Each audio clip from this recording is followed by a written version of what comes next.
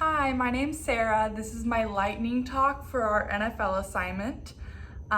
Today we're just going to talk about what we all learned using Netlytic during the Super Bowl. So the three topics that I followed were Super Bowl, the big game, and commercial. I chose to follow the big game just because the NFL has such a tight trademark on the word Super Bowl, so a lot of brands tweet using the big game.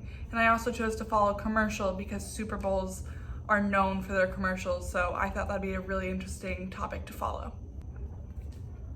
Some of the interesting conversations that took place were actually surprisingly political. I guess it's not that surprising considering the current political climate and that it's an election year and that both Donald Trump and Mike Bloomberg ran political campaign ads, but it's not something that you would typically expect to see during the Super Bowl. Donald Trump was actually featured in both the data sets tracking commercial and the data set tracking Super Bowl, so he was all over the place, even when it wasn't supposed to be a political topic.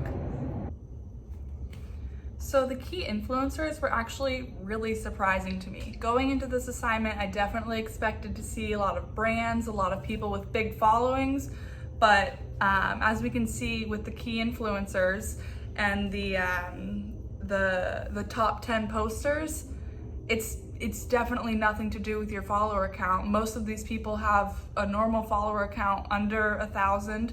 They're just very frequent tweeters, and they were able to become the top influencers by the frequency of their tweet, not necessarily by how much engagement their tweet got or by how big their following was.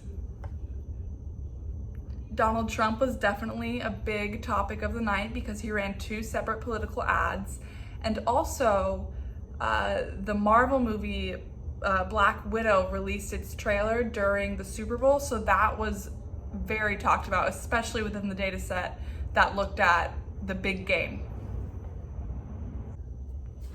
So this data analysis really makes it so clear that the people driving the conversation aren't the big influencers, aren't the big brands, it's not even the NFL or the teams. It's just regular people with normal size followings just sharing their opinions.